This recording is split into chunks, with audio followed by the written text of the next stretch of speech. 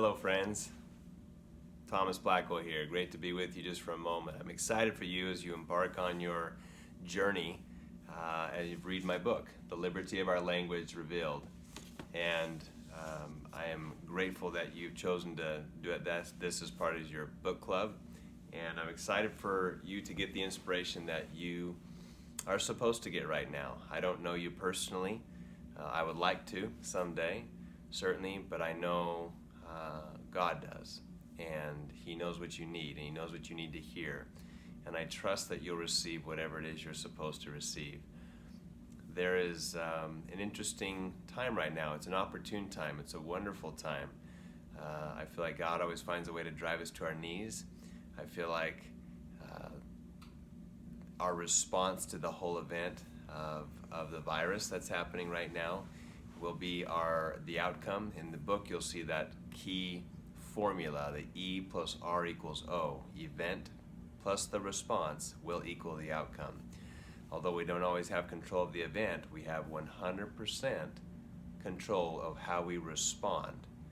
And so thus comes the word responsibility to respond. If you respond positively, you'll get a positive circumstance and outcome. Of course, if you respond negatively, you'll get a negative one. It is that simple. The power of our words create our reality. And so I was just, people are dealing with different situations. For example, kids are home now, and maybe you have kids at home, maybe you don't. But I heard a mother say recently that, oh my goodness, the teacher from the public school is giving us all these things that we need to do with our kids, and I just became the teacher, and it she created anxiety around the whole situation. And she was talking to me about it, and I said, what a blessing that your children get to be home at this time. We've always homeschooled our kids, so it's no different to us. But I just put a new set of lenses on her and said, when you change the way you look at things, the things you look at change. Dr. Wayne Dyer said that. And I said, what a blessing for you to be the teacher with your kids. I bet you can get done in an hour and a half to 2 hours what would take all day for your child. And here's the other thing, that if she is putting anxiety around that situation, the child will act anxious. And so we create that. If her response is it's disrupting her daily routine, then the child will act disruptive. People tend to act how we speak to them, as so says the chapter in my book. And so it's also time to be very grateful. And I think this is a big one as you'll read through that chapter, the language of gratitude, appreciation, and thankfulness. And it is a new language, and sometimes it's a foreign language to people. Can you be grateful for everything that's happening right now? Can you be grateful for all the wins in your life? Because as we know, without those wins of diversity, we topple over. It is absolutely necessary. You'll read a story inside of there about Biosphere 2 in that chapter, and it'll talk about the necessity of having these wins in our life. No tree in its right state would curse the wind. They bless it because they know that's how they become stronger. The chapter on the liberating language of forgiveness, there might need to have some forgiveness going on, whether it's for officials making calls or determining how things are for you. They can determine how things are on the outside, but you will determine on the inside how they are. You have 100% responsibility to respond. And as you respond with positivity, with faith, with trust, with confidence, you'll get those situations. However, if you dip into the other side, which I call it the devil's side really, of anxiety, panic, worry, fear, that's the dark side. And light and darkness cannot exist in the same space. And so it's like when you wake up in the morning, it's like you have a choice of putting on a jersey for a team.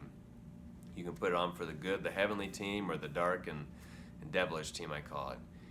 And you know the tools of the good. It's faith, it's trust, it's hope, it's love, it's caring, it's kindness. And then there's the other things, the fear, anxiety, panic, worry. And our words will determine whose jersey we wear. Now, if I asked each one of you individually, none of you would say, well, I'm going to put on the devil's jersey. I'm going to use, fear and anxiety. I won't go to that, but your words determine that. And we use those tools often, and we can go throughout the day and switch, switch whose team we're on. So I would just encourage you to be very, very conscious. Only say the things you actually want to happen. Only say the things you actually want to happen. There's an affirmation that I used to say. I'm thinking of the chapter of the language of those who win. An affirmation I used to say before I wrote the book was, nothing ever goes wrong in my world. Nothing ever goes wrong in my world. And I used to say that every day, and I thought, of course, there's positivity to it.